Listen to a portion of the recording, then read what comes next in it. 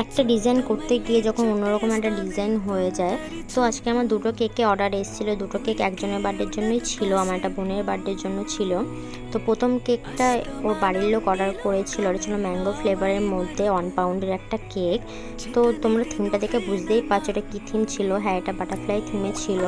আর প্রথমবার আমি বাটারফ্লাই থিমটা করছিলাম, আর যেহেতু আমি প্রথমবার করছিলাম তো আমি জানি না কেন এই বাটারফ্লাই শেপটা আমি আনতেই পারছিলাম না। আমি অনেক চেষ্টা করেছি কিন্তু শেপটা আমি আনতে পারিনি। আর যেহেতু শেপটা আমার মনের মতন হয়নি, তো আমি চেষ্টা করেছিলাম ডিজাইনটা আমার মনের মতন করতে।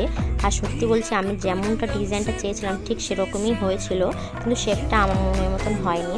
তো আমি সাইডে একটু ডিজাইন করে নিয়েছি একটা প্যালেট নাইফ দিয়ে, আর উপরে আমি একটা নজেল দিয়ে আর হালকা ডিপ মেরুন কালার দিয়ে ডিজাইন করে নিয়েছি, আর একটা প্যালেট নাইফ দিয়ে ডিজাইন করে নিয়েছি।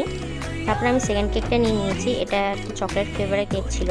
এই কেকটা ওর স্কুলের কয়েকজন ফ্রেন্ড অর্ডার করেছিল।